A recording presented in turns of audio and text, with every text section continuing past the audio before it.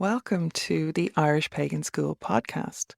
Your hosts are authors and co-founders of the Irish Pagan School here in County Waterford, Ireland, Laura O'Brien and Jon O'Sullivan. Fáilte.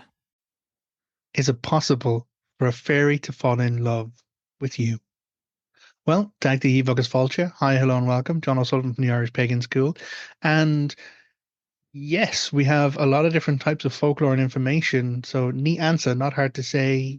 Yes, it is actually possible for stories of people from the other crowd. Generally, they're known as Leannán Sidhe, as in women of the other crowd. But sometimes these fairy lovers are male as well, depending on the relationships. But yeah, we have a lot of folklore and a lot of story that talks about it, and they talk about it in different lights. And invariably, all of these relationships between members of the other crowd and people of our descent or humans are fraught with peril and usually end in tragedy. So, the most common narrative that you will find when you look up Leannán Sidhe comes from three sources. So we have Lady Wilde, who is not a bad resource. We have Lady Augusta Gregory, who is not a great resource, and then we have William Butler Yeats, who is really not a great resource. But those kind of talk about the particular type of Leannán Sidhe being this almost predatory lover, this succubus-esque vampiric entity who will fall in love with a human and then drain them of their life and take from them their essence. But at the same time, they would inspire them to beautiful, great works of art or poetry or music, but invariably they die young. And so that is what's most commonly known of when we think about Leannán Sidhe. But it's not the whole narrative. And that's where things do get a bit sticky when we look at the information and kind of track it back. So the more modern resources have this almost muse-esque, succubus-esque vampiric entity who is only after the human in order to absorb their life force. It was said that if the person who was the recipient of the attention of the Leannán Sidhe could resist their urges, could resist their advances, then they would be safe, but the Leannán Sidhe will become bound to them, and that the Leannán Sidhe would then haunt them and pursue them continually. But if the person were to give in to the urges of the Leannán Sidhe and themselves, then they are doomed to be consumed over time, regardless of what ecstatic creations of art they might do. So that's one version of the Leannán Sidhe, which is very much promoted by W.B. Yeats and his romanticization of ancient Irish folklore. But there are older stories, there's older poetry before Yeats, which talk about relationships between people from fairy and people from our world. Now, okay, fairy is not a great word, so we generally use the Daoine Sidhe, the people of the Sidhe being the Hollow Hills or the other world. So quite commonly, we have a number of different stories that talk about women of the Sidhe, usually Aos Sidhe, as in Aossidhe is how we would spell that. And these are people usually of the upper hierarchy, the upper kind of echelons of status within the other world. Many members of the Tuatha Dé Danann, for example, are considered Aos Sidhe. And it is here that we find an example of fairy lovers and their interactions with humans that are not these vampiric kind of draining muse-esque stories, but more connected relationships of women of the other crowd, women of the other world, being associated, linked, and connected with families and bloodlines in our world. Most notably and famously, of course, there is Cliona, Anya, and Abel. All of these are known as Ban Sidhe, or women of the Sidhe, but also as Leannán Sidhe, in that they do and have had in the stories romantic relationships, some of which led to having bloodlines and children. So there are some families in Ireland, old Irish families, that claim lineage directly back to these members of the Tuatha Dé Danann. But there's also relationships or the association between these goddesses, these Aos Sidhe, these Leannán Sidhe, and various families based on individuals that they fell in love with and then just became connected to that bloodline ongoing. Now, when we look at the different types of relationships, the relationships invariably involve some form of connected agreement or some association, which usually links to secrecy. So if someone does have a relationship with a member of the other crowd, they're generally not going to talk about it because most commonly in the folklore, as soon as this person violates the trust of secrecy of that relationship, the relationship is abandoned by the member of the other crowd, by the Leannán Sidhe, which leads the person who has been abandoned by the Leannán Sidhe to pine away until they die of abandonment and loss and grief. So there's a number of different stories about that. There's also stories of Ban Fasa, as in wise women in older Irish cultures, who would have associations or links with certain Leannán Sidhe in their lives. So whenever they were out gathering herbs or generating their knowledge or engaging in their work, protecting and supporting their communities, it was believed or said that the Leannán Sidhe would walk with them. Now, if we want to chase this further back and look at other examples and other stories into the mythological period, there are some which conform very squarely to the narrative of the Leannán Sidhe.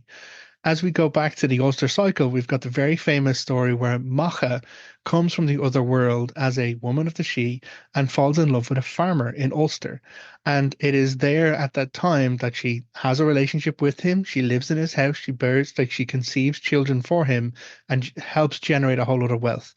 Her only agreement, her only stipulation is don't fucking tell anybody about this. Unfortunately, the tragedy strikes. The husband goes off, wealthy farmer now because of his abundance, because of his relationship with Macha. And in his cups in the hall of the King of Ulster, he says how brilliant and fantastic his wife is and how magical she is, that she could outrace the king's horses, which of course leads to Macha's tragedy. But every step and narrative of that includes that connection of relationship between a woman of the other crowd and someone of our world, a prohibition and secrecy involving that relationship, and then an abandonment. Now, in this, it's not an abandonment that she gets to leave. Unfortunately, she is forced to race the horses and she dies, giving birth to her children and then cursing all of the men of Ulster for 9 generations for being assholes. Um, Great story. I would recommend looking that one up.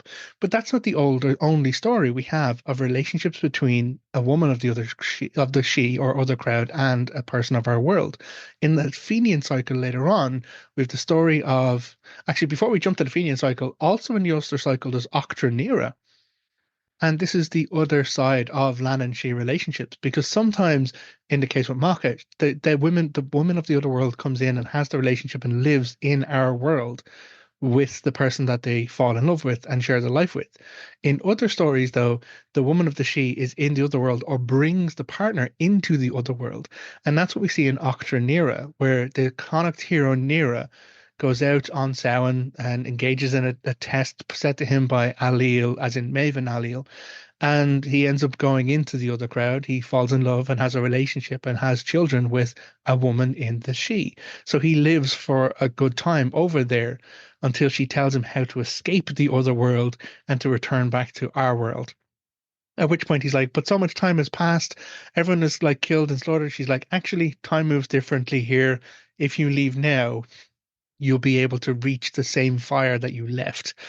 And so even though he has spent a year or more living with this woman in Fairy, having a relationship with her, he could still leave and make it back in time as if he had only been gone for an hour or two. And the other famous story, very famous story, comes from the later Fenian cycle, which is, of course, Niamh and Oisín and his trip to Tir na nÓg. And so the story is that Niamh, a woman of the Sidhe, a Leannán Sidhe, sees Oisín one day and falls completely head over heels to him. She's out riding on her horse and she sees him and she falls in love with him. And she brings him up onto the horse and kind of kidnaps him out of our world. So they go back and they live together in Tir na nÓg, the land of the ever useful. They have a relationship. They are in love together. She bears children, but he has this sadness and longing for his father, the Fenian warriors, Ireland of old. And that's where he takes on the horse trip to come back and not realizing that he hasn't just been gone for a short period of time, he's been gone for hundreds of years. His only warning from his Niamh, the Leannán Sidhe, his fairy lover, is don't get off the fucking horse. But again, all of these stories seem to have some form of tragic ending, seem to have some form of warning to it, which is very common for the Irish folklore. And so, yes, Oisín, unfortunately, either through misadventure or, trying to help someone out, either with a wagon or with a boulder, he snaps. Either he falls from the horse or the saddle snaps and he falls from the horse. But the moment that happens, all of the centuries that he had missed whilst being in Tirnanog come upon him in a rush. And in one version of the tale, he dies then and there, turning to dust. In another version, he lives long enough to recount all of the stories of the Fenian cycle so that they would be remembered and recorded. And that is why the Fenian cycle of our mythology is also known as the Oceanic cycle, because it's believed to have been related by Oisín. Oisín, son of Fionn McCool, who had a Leannán Sidhe, a fairy lover. So, to take it back, is it possible for a member of the other crowd to fall in love with someone in our world? Yes, neat answer. Not hard to say. It's very much possible, and we have multiple examples of how that has happened through our time frame, which I have listed. But again, is someone who has a lover from the other world likely to talk about it? Probably not. If you have found this interesting, please do the like and subscribe thing. As I said, I'm here trying to go through all of these weird mythological monsters and creatures and entities of the other world and how they inspire me when it comes to Irish mythology, folklore, and education. So if you'd like to know more, pick up some free resources from the Irish Pagan School. Go to irishpagan.school/free. And until next time, look after yourself, take care, agus slán. Goodbye. If you enjoyed this podcast, please leave us a positive review in your podcast listener. Then head over to irishpaganschool.com and enroll in one of our free or paid courses. Slán go fóill, and we will see you next time.